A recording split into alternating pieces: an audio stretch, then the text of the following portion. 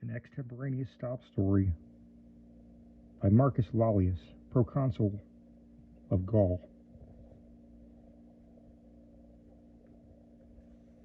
Sheehan's pool room, which adorns one of the lesser alleys in the heart of Chicago's Stockyard district, is not a nice place. Its air, freighted with 1,000 odors such as Coleridge might have found at Cologne, too seldom knows the purifying rays of the sun, but fights for space with the acrid fumes of unnumbered cheap cigars and cigarettes which dangle from the coarse lips of unnumbered human animals that haunt the place day and night. But the popularity of Sheehan's remains unimpaired, and for this there is reason. There is reason obvious to anyone who will take the trouble to analyze the mixed stenches prevailing there.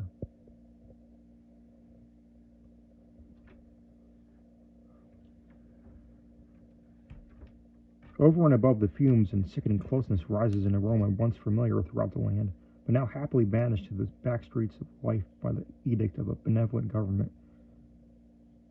The aroma of strong, wicked whiskey, a precious kind of forbidden fruit, indeed, in this year of grace, 1950.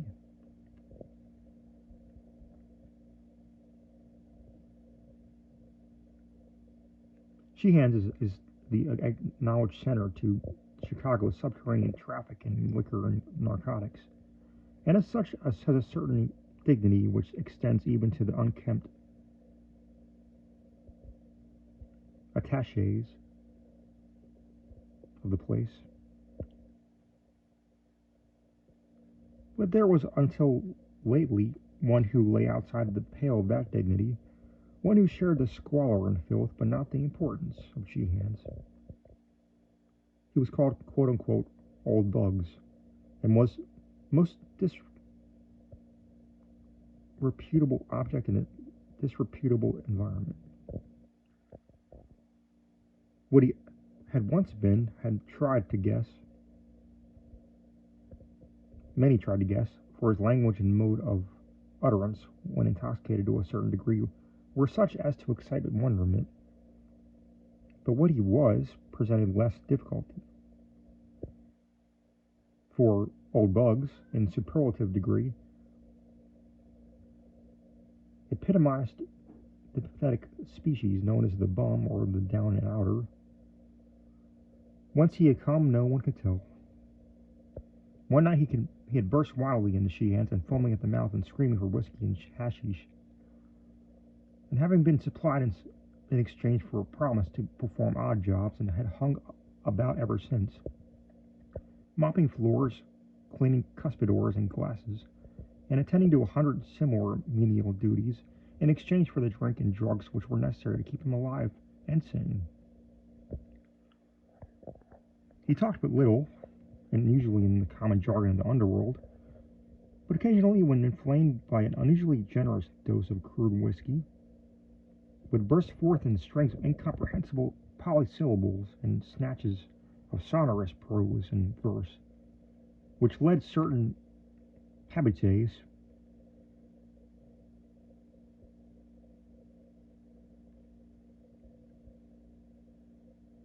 to conjecture that he had seen better days.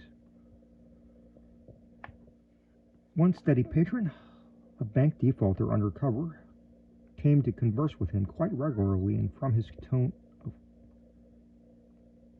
of his discourse ventured the opinion that he had been a writer or a professor in his day. But the only tangible clue to Old Bugs' past was a faded photograph which he constantly carried about with him. The photograph of a young woman of noble and beautiful features. This he would sometimes draw from his tattered pocket, carefully unwrapped from its covering of tissue paper, and gaze upon for hours with an expression of ineffable sadness and tenderness.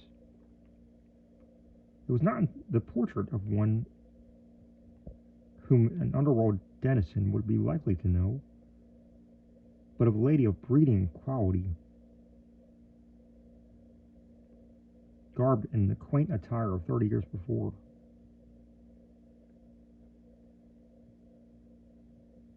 Old Bugs himself seemed also to belong to the past, for his nondescript clothing bore every hallmark of antiquity.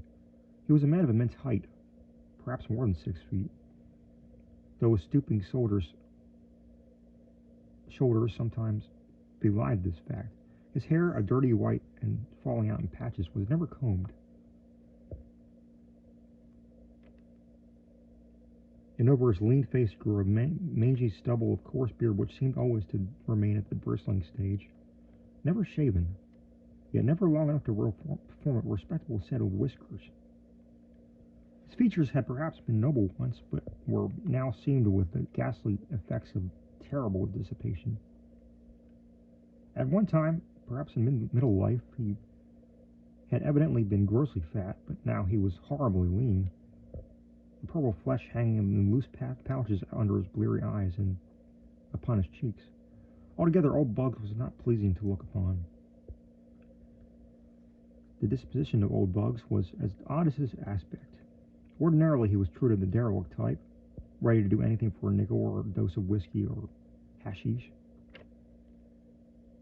But at rare intervals, he showed the traits which earned him his name. Then he would try to straighten up, and a certain fire would creep into the sunken eyes. His demeanor would assume an unwonted grace and even dignity, and the sodden creatures around him would sense something of superiority.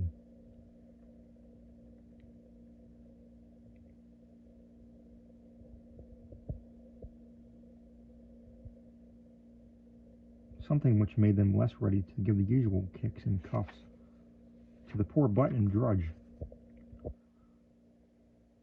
At these times he would show a sardonic humor and make remarks with which the old folk of Sheehan deemed foolish and irrational, but the spells would soon pass, and once more old Bugs resumed his eternal floor scrubbing and cuspidor cleaning. But for one thing, old Bugs would have been an ideal slave in an establishment, and that one thing was his conduct when young men were introduced for their first drink. The old man would then rise from the floor in anger and excitement, muttering threats and warnings, and seeking to dissuade the novices from embarking upon their course of, quote, seeing life as it is, unquote. He would sputter and fume, exploding in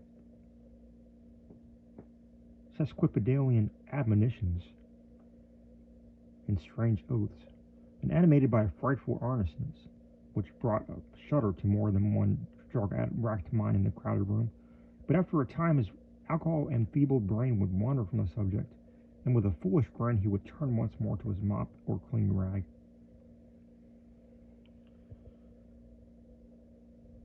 I do not think that many of Sheehan's regular patrons would ever forget the day that young Alfred Trevor came.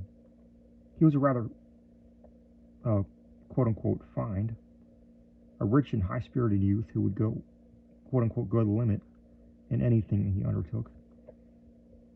At least that was the verdict of Pete Schultz, Sheehan's quote-unquote runner, who had come across the boy at Lawrence College in the small town of Appleton, Wisconsin. Trevor was the son of prominent parents in Appleton. His father, Carl Trevor, was an attorney and a citizen of distinction, whilst his mother had made an enviable reputation as a poetess under her maiden name of Eleanor Wing. Alfred was himself a scholar and poet of distinction, though cursed with a certain childish irresponsibility which made him an ideal prey for Sheehan's runner. He was blond, handsome, and spoiled, vivacious, and eager to taste the several forms of dissipation about which he had read and heard. At Lawrence he had been prominent in the mock fraternity of Tappa Tappa Keg, where he was the wildest and merriest of the wild and merry young roysterers.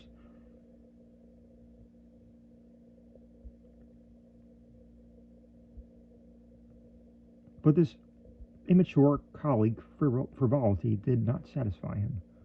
He knew deeper vices through books, and he now longed to know them at first hand. Perhaps this tendency toward wildness had been stimulated somewhat by the repression to which he had been subjected to at home. For Mrs. Trevor had particular reason for training her only child with rigid severity. She had in her own youth been deeply and permanently impressed with the horror of dissipation by the case of one to whom she had for a time been engaged. Young Galpin, the fiancé in question, had been one of Appleton's most remarkable sons. Attaining distinction as a boy through his wonderful mentality, he won vast fame at the University of Wisconsin, and at the age of 23 returned to Appleton to take a professorship at Lawrence and to slip a diamond under the finger of Appleton's fairest and most brilliant daughter. For a season all went happily, till without warning the storm burst. Evil habits dating from a first drink taken years before in woodland seclusion made themselves manifest in the young professor, and only by a hurried resignation did he escape a nasty prosecution for injury to the habits and morals of the pupils under his charge. His engagement broken, Galpin moves east to begin life anew, but before long, Appletonians heard of his dismissal and disgrace from New York University, where he had obtained an instructorship in English. Galpin now devoted his time to the library and lecture platform, preparing volumes and speeches on various subjects connected with the belles lettres, and always showing a genius so remarkable that it seemed as if his public must sometime pardon him for his past mistakes. His impassioned lectures in defense of Villon, Poe, Verlaine, and Oscar Wilde were applied to himself as well, and in the short Indian summer of his glory there was talk of a renewed engagement as a certain cultured home in Park Avenue. But then the blow fell, a final disgrace compared to which the others had been as nothing. Shattered the illusions of those who had come to believe in Galpin's reform, and the young man abandoned his name and disappeared from public view. Rumor now and then associated him with a certain quote-unquote Consul Hastings, whose work for the stage and for motion picture companies attracted a certain degree of attention because of its scholarly breadth and depth. But Hastings soon disappeared from the public eye, and Galpin became only a name for parents to quote in warning accents. Eleanor Wing had soon celebrated her marriage to Carl Trevor, a rising young lawyer, and of her former admirer retained only enough memory to dictate the naming of her only son, and the moral guidance of that handsome and headstrong youth. Now, in spite of all that guidance, Alfred Trevor was at Sheehan's and about to take his first drink. "Boss," cried Schultz as he entered the vile-smelling room with his young victim, "meet my friend Al Trevor. Best little sport up at Lawrence. That's an Appleton whisk, you know. So, some swell guy, too. His father's a big corporation lawyer up in his burg, and his mother's some literary genius. He wants to see life as she is. Wants to know what the real Latin juice tastes like. So just remember he's me friend and treat him right."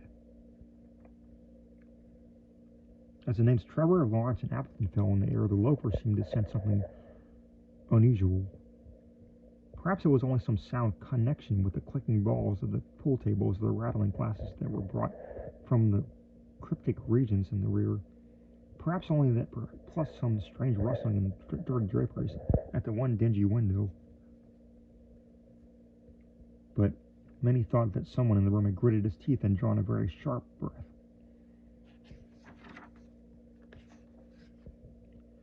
"Glad to know you, Sheehan," said Trevor in a quiet, well-bred tone.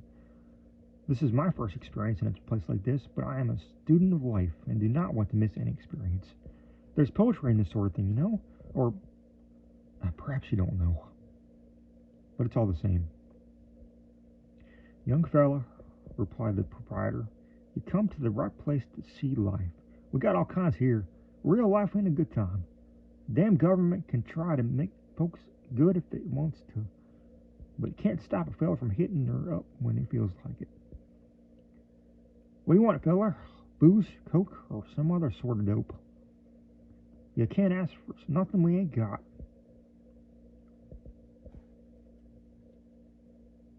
Habitués say that it was at this point they noticed a cessation in the regular monotonous stroke of the mop. I want whiskey, good old-fashioned rye, exclaimed Trevor enthusiastically. I'll tell you, I'm good and tired of water after reading of the merry bouts fellers used to have in the old days. I can't read an anacreontic without watering at the mouth.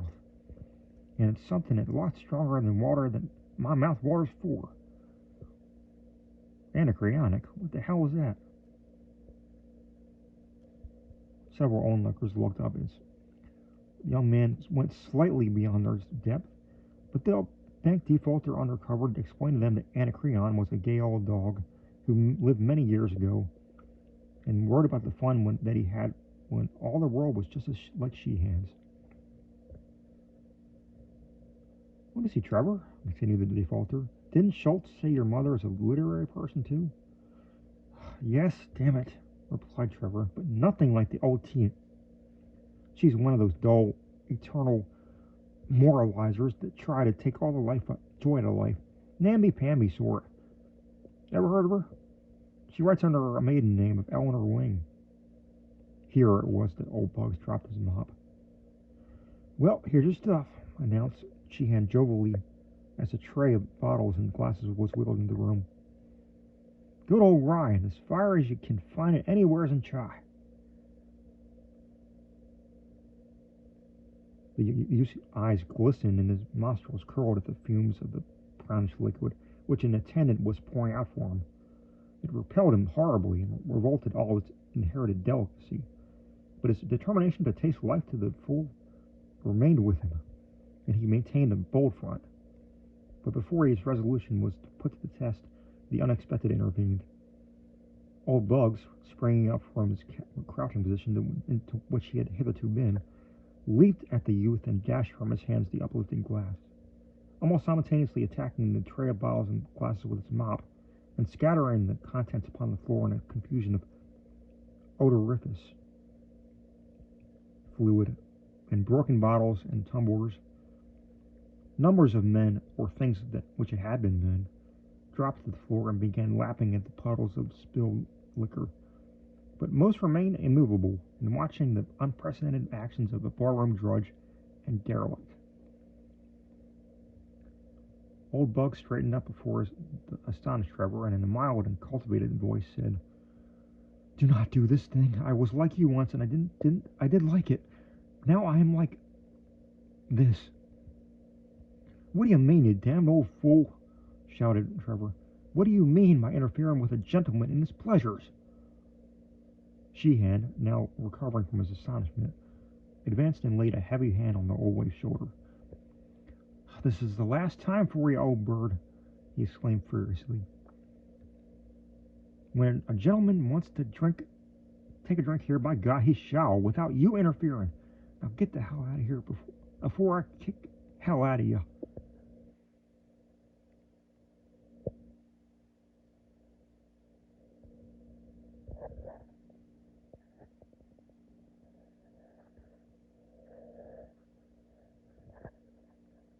But Sheehan reckoned without scientific knowledge of abnormal psychology and effects of nervous stimulus. Old Bugs, obtaining a firmer hold in his mop, began to wield it like a javelin of a Macedonian hoplite, and soon cleared a considerable space around himself, meanwhile shouting various disconnected bits of quotation, among which were prominently repeated. The sons of Belial blown with insolence and wine. The room became pandemonium, and men screamed and howled in fright at the sinister being they had aroused.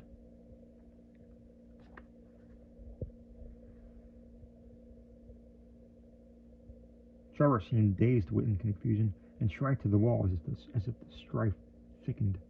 "He shall not drink! He shall not drink!" Thus roared old Bugs as he seemed to run out or rise above quotations.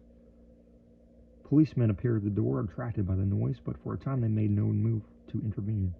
Trevor, now thoroughly terrified and cured forever of his desire to see life via the vice route, edged closer to the blue-coated newcomers.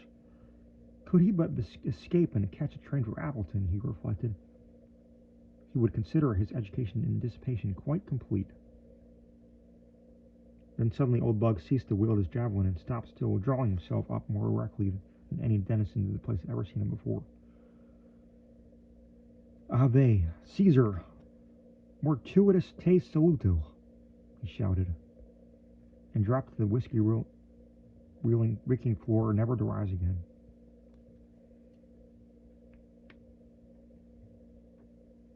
Subsequent impressions will never leave the mind of young Trevor.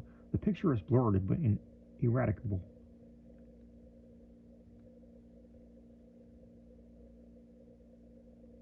Ineradicable.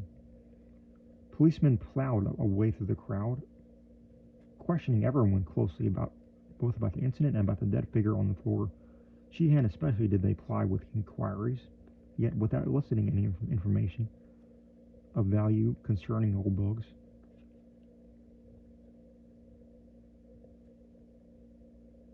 Then the bank defaulter remembered the picture and suggested that it be viewed and filed for identification at police headquarters.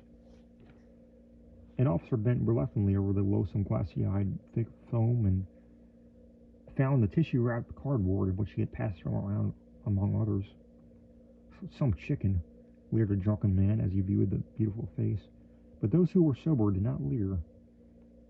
Looking with respect and abashment at the delicate and spiritual features, no one seemed able to place the subject, and all wondered that the drug-degraded derelict should have had such a portrait in his possession.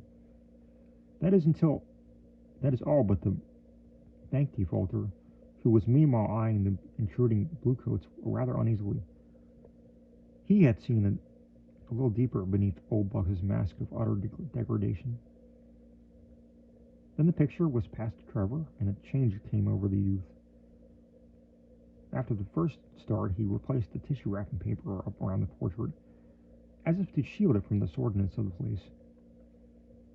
Then he gazed long and searchingly at the figure on the floor, noting its great height and the aristocratic cast of features which seemed to appear now that the wretched flame of life had flickered out. No, he said hastily, as the question was put to him. He did not know the subject of the picture. It was so old, he added, that no one now could be expected to recognize it. But Alfred Trevor did not speak the truth, as many guessed when he offered to take charge of the body and secure its interment in Appleton. Over the library mantel in his home hung the exact replica of that picture, and all his life he had known and loved its original. For the gentle and noble features were of his own mother.